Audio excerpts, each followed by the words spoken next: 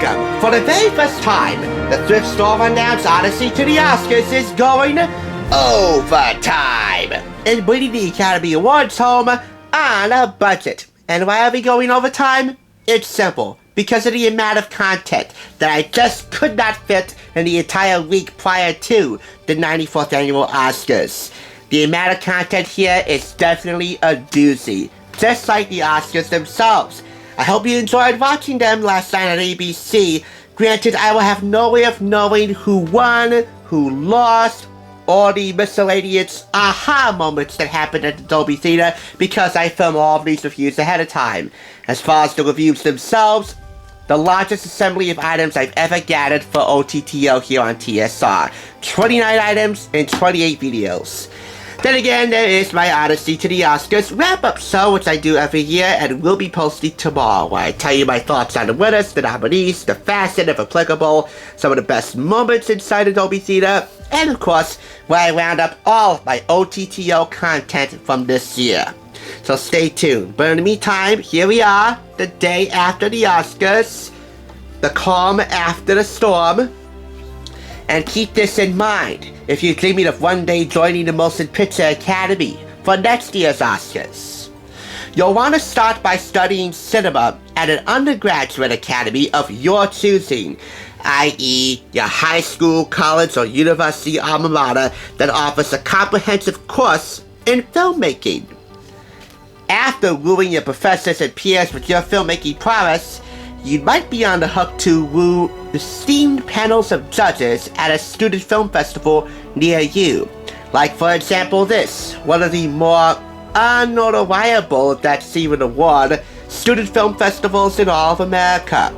The Chamberlain Brothers International Student Film Festival. Yes, folks, believe it or not, that was a thing. If it wasn't, it certainly would not have a companion book and a DVD published by the Penguin Group, authored by managing editor of Real Screen Magazine Kimberly Brown, with an introduction by the film festival spokesperson, A-list B-movie director and founder of New World Pictures, Roger Corman.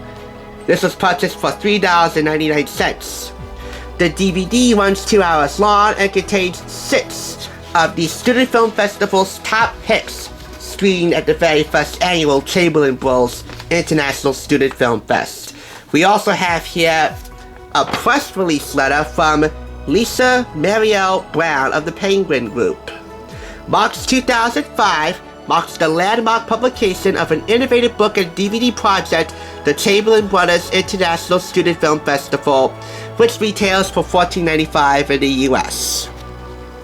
Written by Real Screen Magazine editor Kimberly Brown with an introduction by Roger Corman, this ambitious project allows readers a bird's-eye view into the world of student film. In addition to a 2-hour DVD featuring the 6 winning films in their entirety, this book tells the story of each film's director through commentary and in-depth interviews, exploring individual approaches and offering survival tips for the movie set and the classroom. The book includes information about all the films showcased in the festival, which, after Roger Corman's foreword, congratulating the 6 young filmmakers in here, include Film 1, Enlightenment, which is the longest of the 6 short films on the DVD, over 25 minutes. Turn on Satawajuwan's thoughtful look at an American search for answers in Thailand. I'm reading from the paper, mind you. At present, Satawajuwan is in his native Thailand making a documentary about the devastating effects of the tsunami in his homeland. Next up, the shortest of the 6 films, Perils in Nude Modeling. Director Scott Weiss was a 2004 Student Academy Award finalist. Those are the Oscars of student filmmaking, obviously, with this hysterical short film about an art anatomy lesson gone haywire. Next up we have The Plunge by Todd Schulman of Florida State University's Film School. His Student Academy Award bronze medal recipient goes over the edge as falling in love at 15,000 feet makes for a long way down.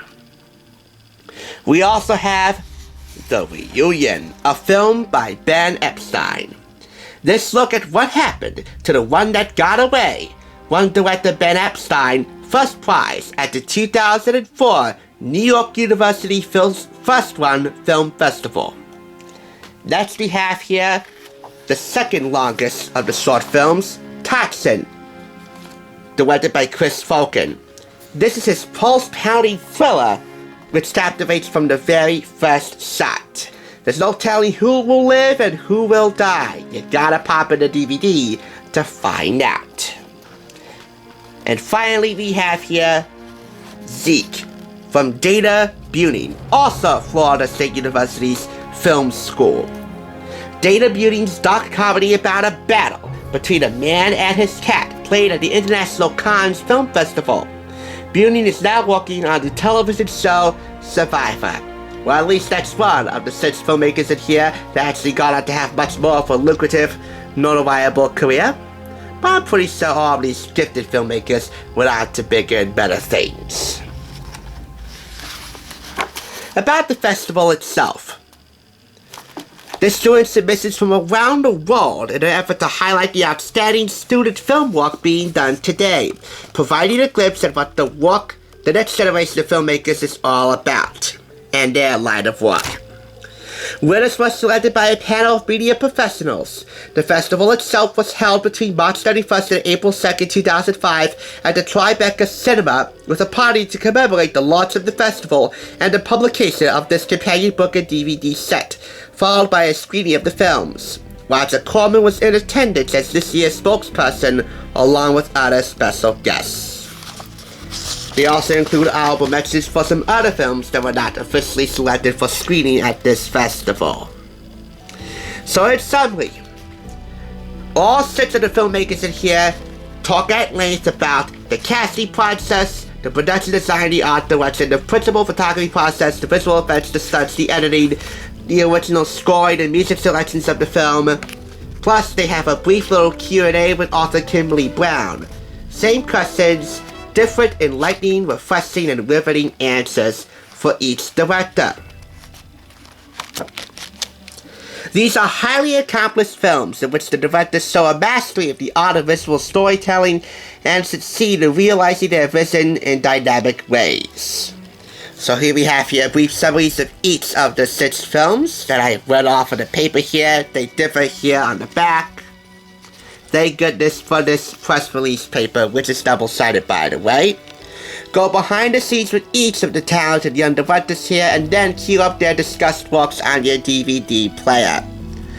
These films range from comedy to drama and were filmed around the world and submitted for this festival. My favorite is Toxin, Illinois-based, because I'm more of a thriller guy than anything else. This also retails in Canada for $22. Highest ranking? Well, that would be the Student Academy Award Silver Medal recipient Zeke, which is really, I believe, a dark comedy than anything else. Oh, and the DVD, by the way, the paper just dropped, is in here, which played smooth as silk.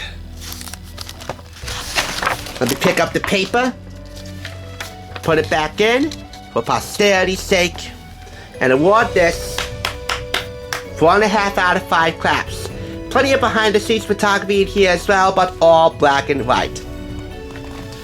So, even though we don't know a lot about the Chamberlain Brothers International Student Film Festival, and we don't know whether it still continues to this day, at least thanks to this book and DVD, you now can grasp some measure of what it takes to be young and in love with your craft. And by the way, whoever you are, Chamberlain Bros, I know where you can find your long-lost sister. Her name is Emma, and she can be found right here on YouTube. I know, that's a little joke. If I haven't already, let me introduce you to Little Miss Luxina. That is my own female-oriented take on Pixar's iconic Luxo lamp for my very own desk lamp, just to give it a more luxurious branding. Today, she, aka It, is shining a spotlight on the cat's meow of computer animation. This is Creativity Inc., overcoming the unseen forces that stand in the way of true inspiration. Co-authored by the president of Pixar Animation and Disney Animation, Ed Catmull, with freelance journalist Amy Wallace. This New York Times bestseller is a Random House publication and was purchased for 50% off the price of $4.99. As I go through the one and only photo insert in this book, let me briefly summarize what this is about. It's about how technical malfunctions, near-emotional breakdowns, and not-so-happy accidents forced Ed Catmull and his team at Pixar, namely the ousted John Lasseter and the late great Steve Jobs of Apple, to come up with creative strategies just to get their products out to the market, and ultimately have them acclaimed by the masses. This photo insert, by the way, is of Pixar Animation Studios and its staff in Emeryville, California, in action. To get their brain juices flowing, Ed Catmull and company came up with the Pixar Brain Trust and the Pitch Doctors. To get the technical juices flowing, they came up with the RenderMan and Presto animation software. Those ideas, along with several other business strategies, are broken down piece by piece in this book, which is not an autobiography per se, but rather a strictly business-based venture, which garnered acclaim from George Lucas and plenty of the author's peers.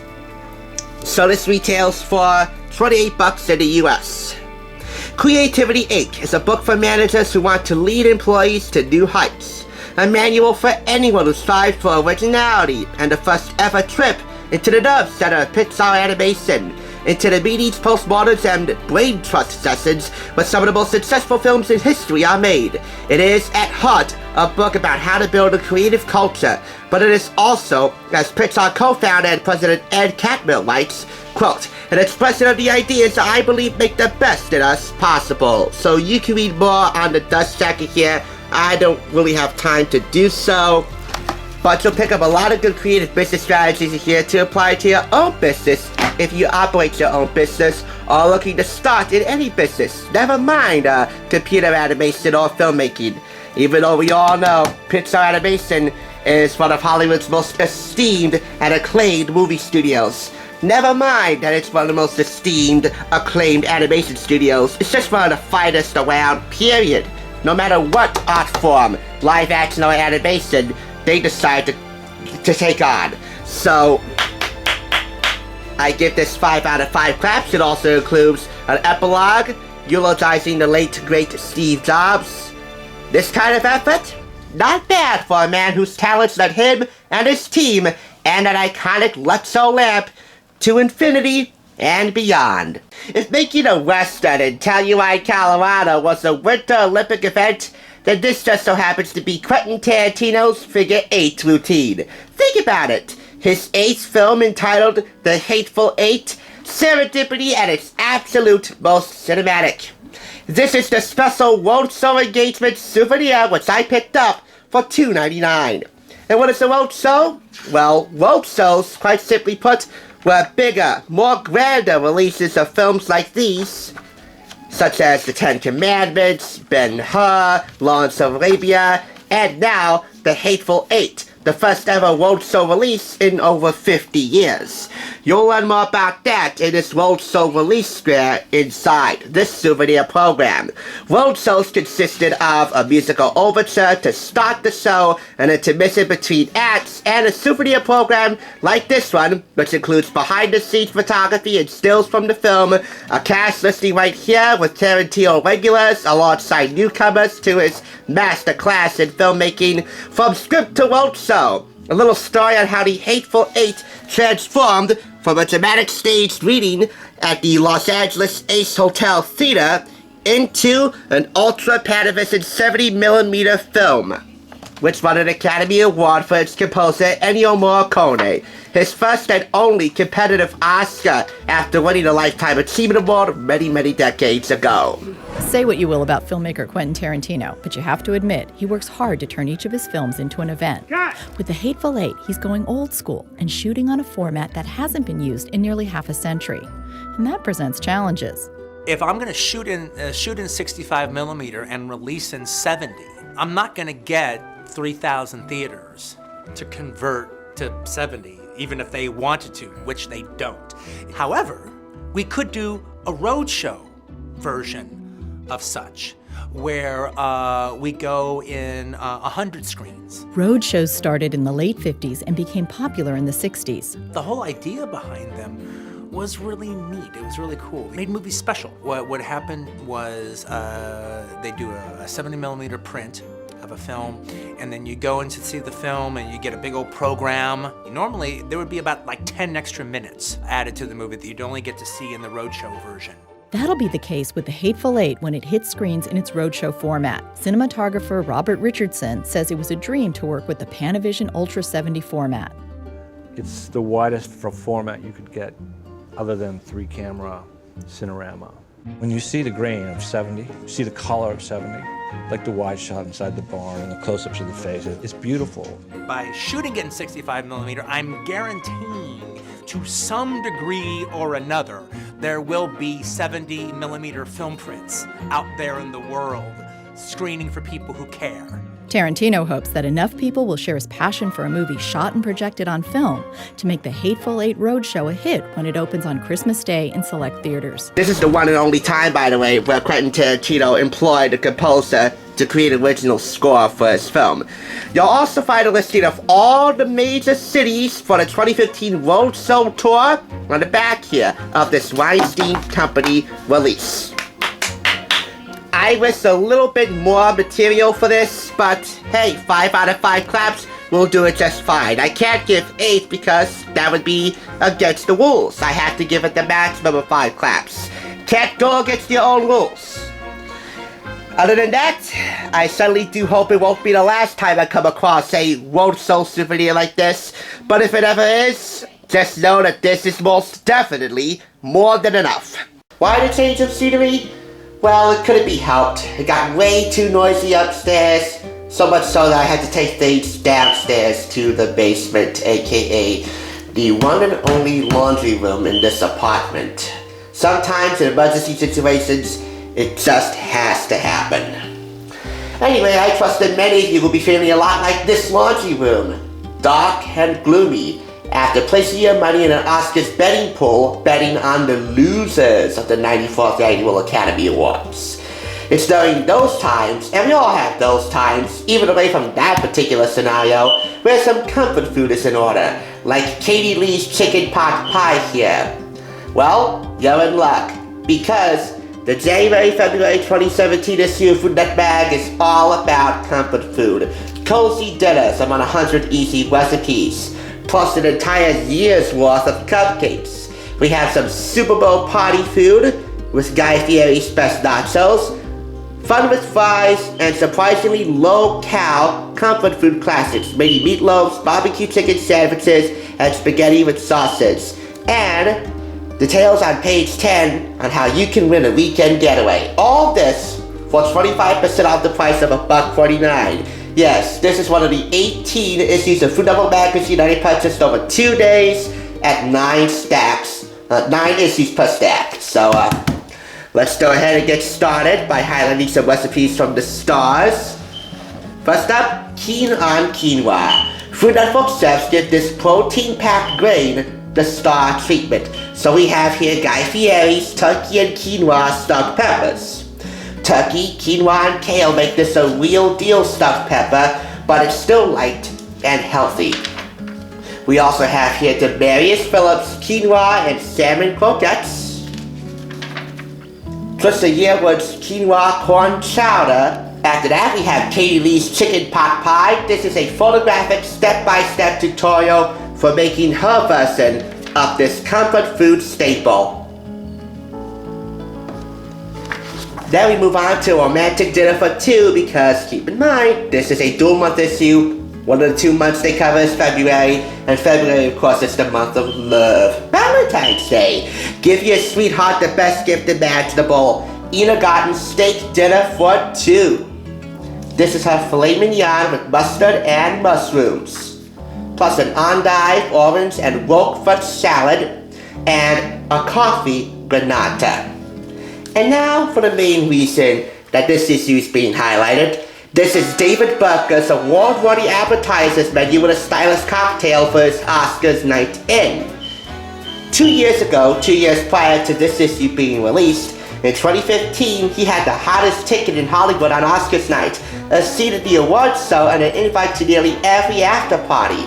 He was granted those privileges because of his husband hosting that ceremony, the fabulous Neil Patrick Harris. Although he's been on the red carpet and has had a lot of fun over there, he admits that it's definitely more fun to entertain at home. And for that special occasion, he provides us with a creamy escargot and white bean dip, mini meatball crostinis. These are just as comforting to eat as sliders are, but they look more elegant. When it comes to special occasion appetizers, presentation is a major factor in wowing your guests, period. We also have on-dice bites with gorgonzola and honey, and finally, Campari Gold. And finally, just to round it out, 50 ideas for frozen fries. Well, we got some wider crinkle cuts just to do a little name drop. Those are my favorite, so I'll take that into consideration. But I really meant to highlight Guy Fieri's Crunch Time. He has big ideas about nachos. Try one of these 3 favorites. Buffalo chicken nachos, with separate sets of instructions for making the layers upon layers of deliciousness you see here. He uses pita chips for these nachos because they're sturdy and can stand up to the weight of all the toppings. The other 2 options are Italian nachos with Italian sausage to give it more of an Italiano twist, and finally, his infamous trash can nachos. You don't have to use a trash can, by the way, to make trash can nachos. An empty 110-ounce can will work, or you can use a pot or a metal bucket. Stacking the chips in a can, either way, make sure that each chip gets flavoring. How? Well, we'll see. He once made these in a clean trash can for the South Beach Wine and Food Festival. So we have weekend cooking, weekday cooking, some Super Bowl snack stacks, a year's worth of cupcakes, and a lot more deliciousness that abounds in this issue. With an emphasis on a light approach to cooking because, you know, in January, a good many of us resolve to eat healthfully. We often stumble along the way, but with the guidance and expertise of Food Network magazine, I doubt there will be any chance of stumbling. Oh, look at that. A little cameo from Morgan Freeman, Stand Up to Cancer Ambassador. I find no fault with this issue of Food Network magazine. I mean, this definitely will comfort what ails you, and then some. Even after your dreams of winning lots of green for dreaming an Oscars gold at home are not always that valid or validated. Thanks for tuning in. Stay tuned later today for my complete content roundup of all the reviews that I've done this year on OTTO. But in the meantime, I truly want to thank you guys so much for tuning in. And remember, there is no place like the Thrift Store Rundown's Odyssey to the Oscars that brings the Academy Awards on a plate and always home on a budget. I'll catch you on the Thrift side.